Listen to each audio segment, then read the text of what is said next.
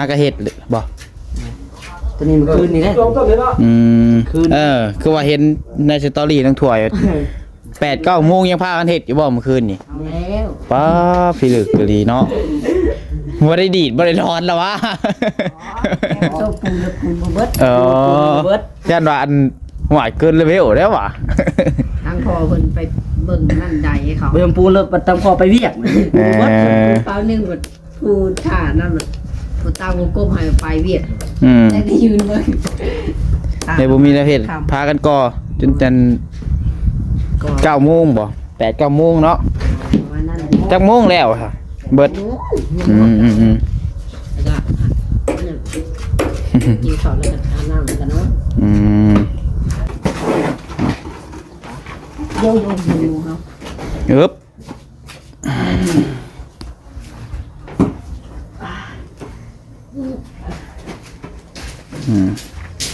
อะไรก็ต้องไม่ใจคือเงาดิแป้งนี่แป้งแห้งนักยังหาแผ่นอื่นกว่าอ๋อนี่แหละญาติเป็นไงคือแห้งยาวแห้งคักแห้งใหญ่แห้งคักวงที่4ของมือนี้เนาะ4 วงให้พี่น้องเอ้ยเพิ่นตั้งวงกบ6 วงวงยืนได้ค่ะวงยืน4เป็น4วงกบ6เป็น10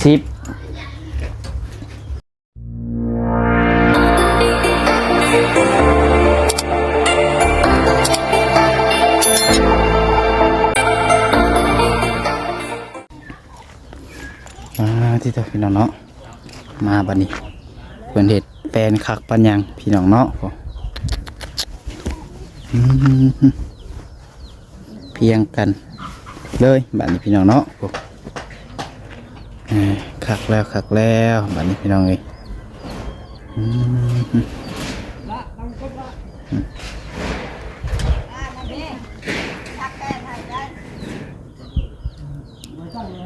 พี่น้องเนาะว่าเป็นดุดเนาะ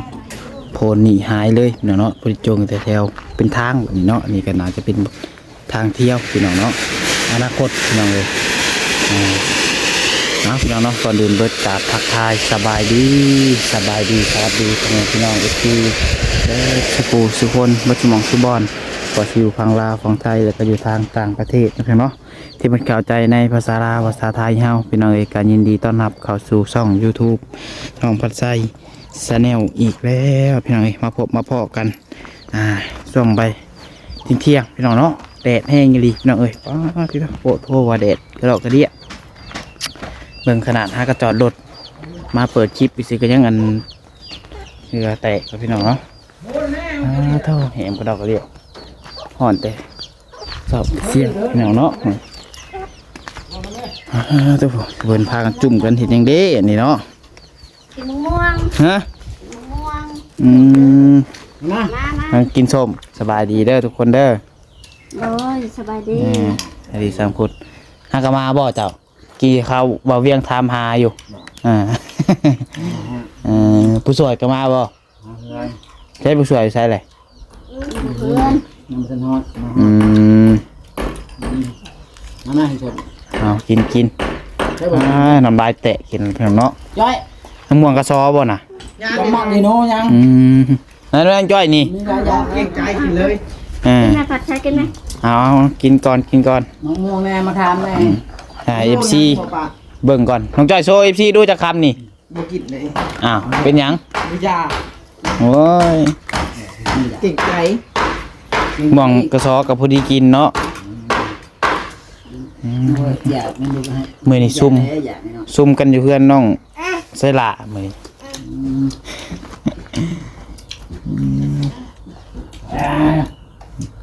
ส้มอยู่ว่าทางพุทธนี่มึงอย่าบอกยิ้มให้ดิน่าดูจะมาเทนั่นบอกเหนื่อยจะได้ยังเทแล้วให้เราเห็นยังฉันเนาะคนยิงเล่นบอกเจ้าคันยิงเล่นหล่อเฮาอยู่เฉา ไม่ใช่หรอกอันห้าแล้วกว่า เจ็ดหล่อหาง ลุงก็ชูเนี่ย หล่อ มีแกงเขาจะรีบมาเลย เราไม่มีนม จะออกมาผู้เดียวก่อนเด้อจอยขับไปหาผู้ซอยบ่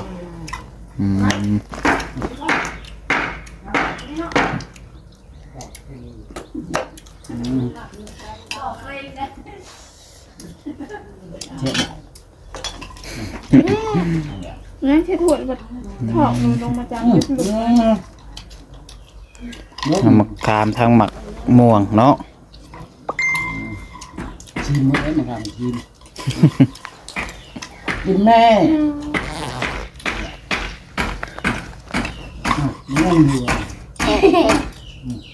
ยิ้มแม่ยิ้มใส่กล้องยิ้มใส่กล้องดูยิ้มมันดูยิ้มเบิ่งมาเลย แนมเอ้ยแนมมีสามี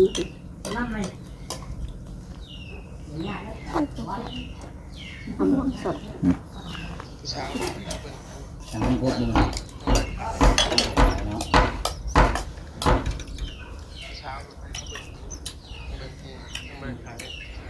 จับไว้หัวไม้ไว้ บริการเลยรับจะบ่งไว้ ให้เพิ่นกินสมก่อนเถอะเนาะยันเพิ่นอายยันพากันอายเพิ่งน้องวีเราให้กันเขินอยู่เนาะ วิให้ไปอายเด็ก ไปมาเบิ่งทางเรือนน้องสวยทองก่อนบาทนี้พี่น้องเอ้ยชอบทางบ่แก้วเพิ่นเริ่มตามวงกบวงตอกพี่น้องเนาะเอาพี่น้องเนาะทางบ่แก้วน้องสวยทองเพิ่นตั้งวงกบพี่น้องเนาะป้าโทมามื้อนี้เริ่มตั้งวงกบเรียบร้อยพี่น้องเนาะพี่น้องเริ่มเป็นหูเป็นห่างขึ้นมาหลายเติบบาทเนาะเอาเรือนเบิดสบายดีเจ้าของเฮือน โน้ยสบายดี ตัดผมใหม่บ่นี่ให้ตัดให้นี่ลุงเชล่าโอ้ยคอยว่ายุ่มันคือแปลกๆคอยก็ได้ว่าห้านตัดให้ซะดอกโอ้ยฮะ น้อยจะได้ตรงนั้น ได้นะนี่เรียนละพอเรามันยังน้ำปุ่งเราก่อนรถเราพอตัดเบิดเราตัด ตัดออกไปทางข้างซื่อเนาะบางเครื่องแบบบ่ได้เกรียนมายังเบิ่งให้ FC เพิ่งแน่เอาไปสิให้ยังเฮาปิดมาดูโอ้ยเห็นเป็นคาแรคเตอร์ของเฮา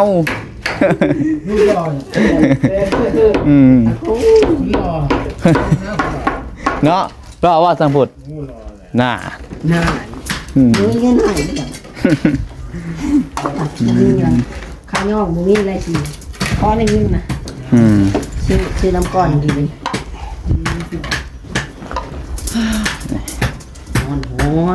ฮ้อนบ่จักอ่ะ เล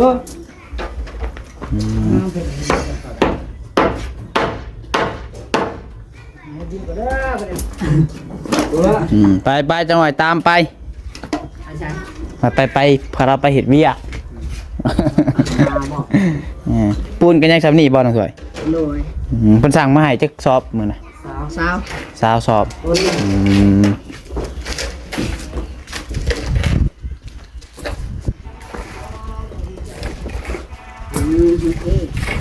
จอยมันเอาอีกแหละเราปุ๊บเขาปุ๊บออก2 เทื่อ 3 เทื่อแหละ ขาย ใช่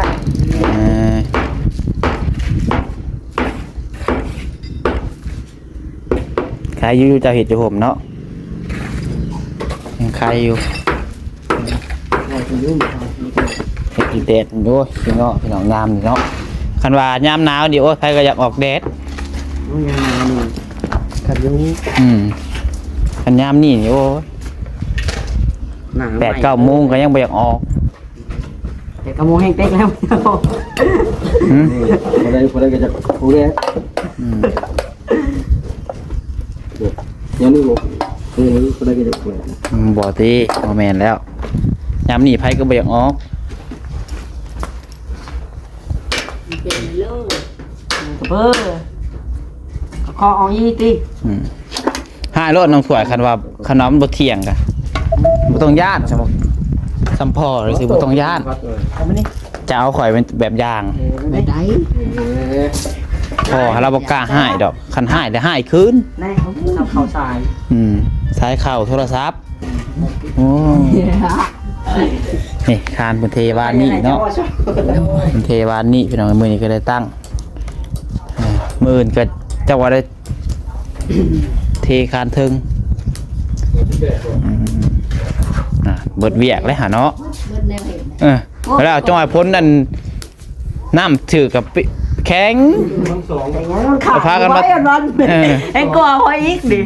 กระเป๋ามีราคาได้กระเป๋าฮะ ชาบุญมาอันนี้ได้ชาบุญมาบ่เราเอาเกี๊ยวแพงเอามาแต่ก่อหันหลังมา เอาจังเม็ดเหรอโจจังเม็ด แล้วจะทำเอาสอบมีผสม เดี๋ยวซ้อมให้หน่อยสิ เจ้าเลยเจ้าเลย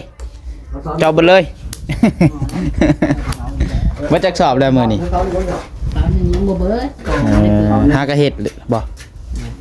ตัวนี้มันคืนนี่แหละ ซ้อมต้นเลยเนาะ คือว่าเห็นในสตอรี่ทั้งถ้วย8-9 โมงยังพากันเห็ดอยู่บ่เมื่อคืนนี่ เอาแล้ว ป้าพี่ลึกกะลีเนาะ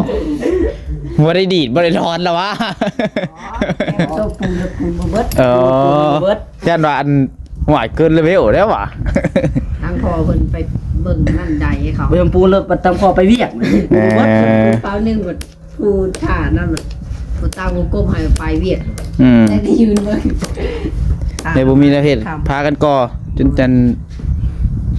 9 โมงบ่8-9 โมงเนาะจักโมงแล้วค่ะเบิดกินข้าวแล้วก็อาบน้ำกันเนาะบทอันนั้นเลยบอกเลยสั้นข่อยก็มาถ่ายคลิปแล้ว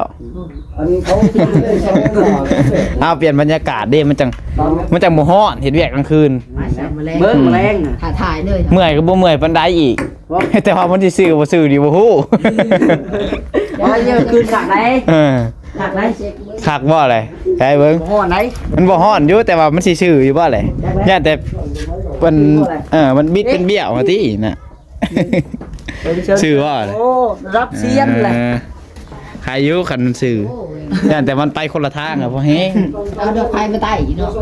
ดอกไผ่ก็โยเปลี่ยนไปเลยว่าแล้วประเทศคืองูน้อยน้ำนี่ก็ดึง ซ้อมตีอะไรเราลองก็ใส่ตัวซ้อมตัวมือเหลืองอ่ะ เนาะส่งเพิ่นก่อ โอ้ตัวมือกับชิปตัวสองข้างเลย ถ้ากระตั้งได้2ด้าน3ด้านตัวนี้พี่น้องเนาะตัวนี้บ่ได้ใส่แล้ววงกบตัวนี้บ่ใส่บ่ใส่คือกัน พวกเทคาน ใส่แล้วเนาะ เทคานเอ็นนี่เลยใส่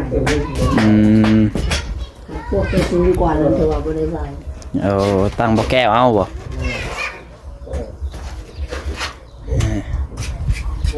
ทางนี้นี่บ่ได้ใช้ทางนี้เนาะ สื่อดีเลย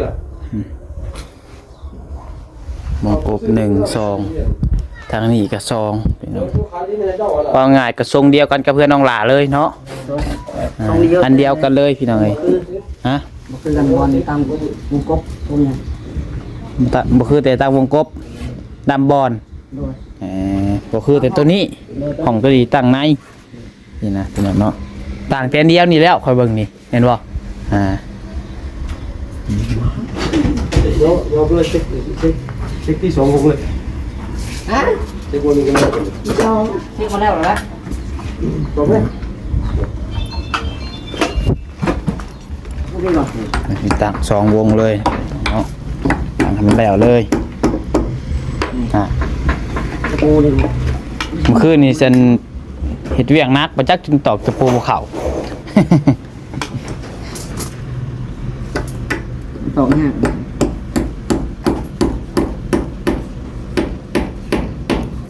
ได้ป่ะครับทำได้ป่ะฮะยังบ่ เอาเลย ยังไร เอาเลย อ๋อ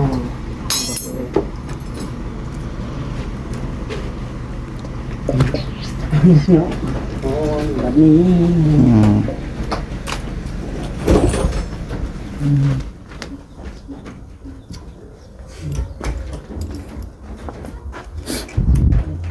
ไว้ฮะจะบอกยิ้มว่าเนาะมันเล่นช่องใดวะ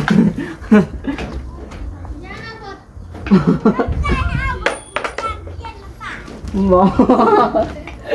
ใส่น้ำก้อนแล้วยัดเรียนตาย เอาน้ำก่อนใส่ตู้เย็น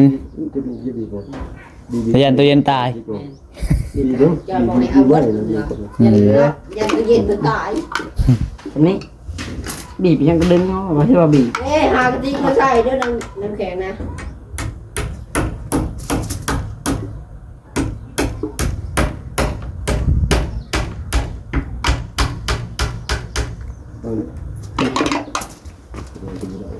ดีไหม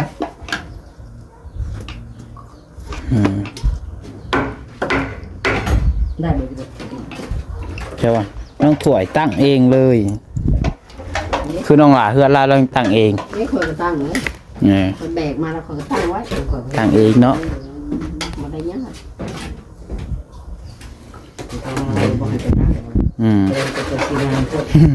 ไพ่ก่อตัวนี้จ้ะประสงค์บดซองบ่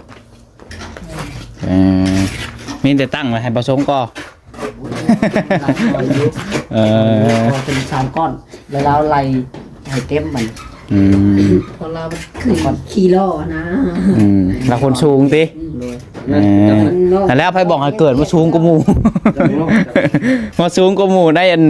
ครอบครัวกับเสียเหตุเวียกสูง กินเขาไล่เป็นกินเขาไล่วะ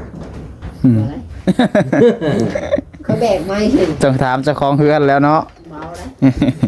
เอาคือกันขาเลยเป็นใครหรอกตีใครกันไหน มันจังแปลกหมู่ วายไปได้ดัง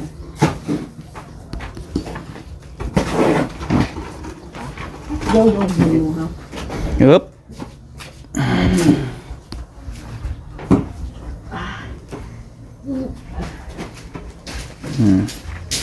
อะไรแบบต้องไม่ใจคือเงาดิ แป้งนี่ แป้งเงาเป็นแห้งนัก นะจัง ยังเงา หาแผ่นอื่นกว่า อ๋อนี่แหละ ญาติเป็นไงคือ แห้งยาวแห้งขักแห้งใหญ่แห้งขักโอ้แกก็แห้งมัก เงาไม่เห็นรู้ไหมอ๋อ อ่อนหน่อย อ่อนแล้วไม่กุ้งพอ เนื้ออ่อน ยังต่อเขาง่าย ปั๊บขดงับ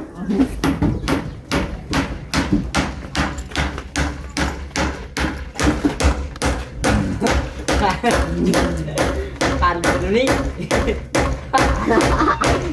ไปจริงอ่ะ เนี่ย การมันก็เป็นนี้เนาะ มันพอ เดินดิงดางอยู่ มันพอเทียมบ่ มันคำเล็กมากมันคำหัวเล็ก ข้างในมีละไม่ฮะ นี่แหละ มีละ ข้างใน คนเด็ด บ่มี กับมุ้ยที่ บ่ได้แป้นตัวนั้นแหละ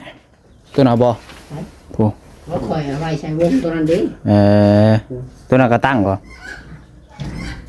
มึงมีหลับมึงมีทำไมมา ไว้ใช้วง ส่วนเป็นอันนั้น ลูกมูขาดอะไร มาเบิ่งบ่ทรงแล้วก็ก่อนตะก่อนต้องก่อนเนาะ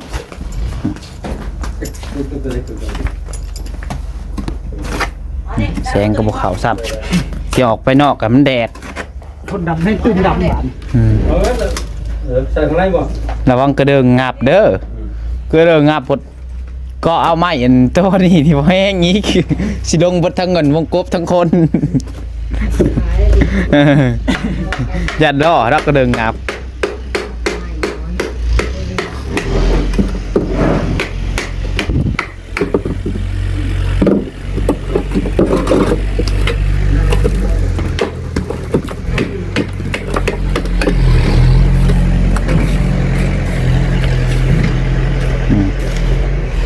งานพวกแก้วคนครับมีเวียกเห็ดแล้วบัดนี้เนาะเห็ดเทือนน้องตัวทองที่แรกว่าเบิดเวียกเนาะคุยทางบจิตมันมีงบก็ได้เห็ดต่อ เอาเรื่องมึงจะทำเท้ามึงสำเร็จจัง ดีบ่ได้บ่ทำ ตอนนี้ เนาะ ก่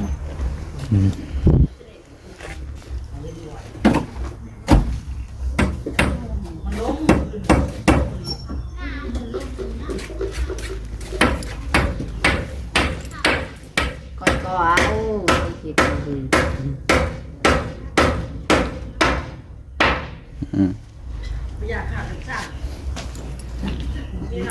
วงที่สี่ของมือนี้เนาะสี่วงอะไรพี่น้องไปเพิ่นตังนี่ ของกุ๊กโคกวง วงยืนด้วยค่ะ วงยืน สี่ สี่ เป็นสี่วงกบพกเป็น10นี่เนาะตั้งไปแล้วสี่ก็ยัง2บาทนี้วงยืนยัง3วงยืนตั้งนี้อีกพี่น้องเนาะตั้งข้างในหันน้องนึงห้องน่ะก็ตั้งปีนหน้าสิกันเลยบ่น้องจ้อยห้องน่ะก็ตั้งปีนหน้าสิกันเลยบ่ฮะ งานเนื้อชิ้นเนี่ย ฮะอยากจะออกมาทางพี่คือการเบิดบ่คือว่าไปทางพุ่น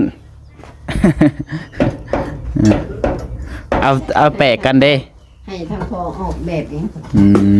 นะครับ ตัวนี้ต้องห้องนอนเนาะตัวนี้ก็ห้องนอนตัวนี้ก็ห้องนอนพี่น้องประตูตัวนี้ห้องอยู่นี้ตัวนี้ก็อยู่นี้คือว่าอยู่หันคือว่าเสียจูจอหลังคาก็ได้